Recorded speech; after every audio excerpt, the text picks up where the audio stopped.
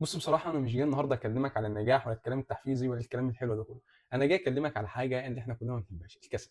كل مرة بنكسل فيها بتحس إنك مش راضي، أنت جواك طاقة وجواك عزيمة تقدر تعمل الحاجة اللي أنت عاوز تعملها، بس في نفس الوقت ما أنتش قادر تقوم تعملها، أنت عارف الإحساس ده؟ أنت عارف الإحساس اللي هو أنت لمّا خلاص بتبقى داخل على الامتحانات أنت خلاص اللي هو اضطريت تذاكر فهتذاكر، غير كده لأ أنت مش هتذاكر، لازم حاجة معينة تجبرك إنك تقوم من مكانك، أنت عارف أنت فاهم الكلام اللي أنا باقوله لك ده صح؟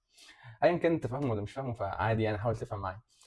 انا حبيت اطلع واتكلم واعمل الفيديو ده بسبب حاجه واحده، انا مش طالع اعمل لك انت الفيديو ده اكتر من انا طالع اعمله لنفسي. ليه انا اعمله لنفسي؟ لان اثبت لنفسي اللي انا مكمل وهفضل مستمر في الحاجه اللي انا عاوزها مهما كان انا كسلت او تغاضيت عن اللي قبل كده او انا وقفت، فاللي هو خلاص طالما انا وقفت فكبر دماغك بقى زي ما بعمل كل مره وخلاص. لا، انا النهارده طالع اعمل الفيديو ده علشان خاطر اثبت لنفسي انا اللي انا لسه مكمل. يعني انا كنت بعمل فيديوهات فبطلت اعمل فيديوهات، فحبيت ان انا النهارده اطلع واعمل الفيديو ده علشان خاطر اثبت اللي انا لا انا لسه مكمل. قيس بقى على كل ده على الحاجات بتاع حاجات حياتك كلها اصلا، يعني حياتك بحالها قيسها على نفس الحاجه دي. كم مره كنا بدانا في كذا حاجه حرفيا والله انا شخصيا كنت بادئ في كذا حاجه حرفيا والله لو كنت اشتغلت عليها حرفيا والله كنت خلصتها من سنه من سنه. انت متخيل الكسل وصل بينا لحد فين؟ انت متخيل لو انا بعمل الفيديوهات ديت باستمرار كانت القناه وصلت لحد فين؟ ايا كان انا مش هدف القناه ولا هدفي اكتر، يعني انا ليا هدف تاني منها، يعني انت ممكن اقول لك عليه بعدين.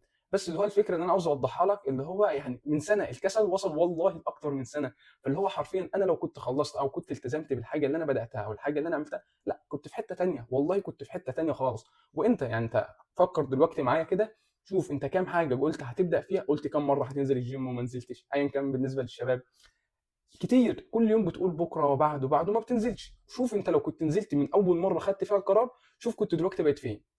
قيس بقى على كل ده بقى حاجات حياتك كلها اللي هو انا هاتعلم مثلا انجليزي ايا كان، هاتعلم لغه معينه، هاتعلم حاجه معينه اشتغل بيها وما بتبداش. انت فاهم ازاي؟ وما بتبداش. انا طالع افكرك انك ارجع وابدا من تاني، مش هتفرق انك كسلت انك وجعت النهارده او وجعت بكره او بعدين، بس الفكره انك تستمر. الفكره ما بينك وما بين اللي نجح اللي هو استمر مش اكتر. هو على فكره وقع وكسل كتير، بس الفكره اللي هو بعد ما وقع لا عنده اراده اللي هو يوصل للحاجه. هي دلوقتي افكرك وافكر نفسي انك لو انت بدات في حاجه فقوم مكمل فيها دلوقتي، ابدا ما تستناش بكره، ابدا من دلوقتي.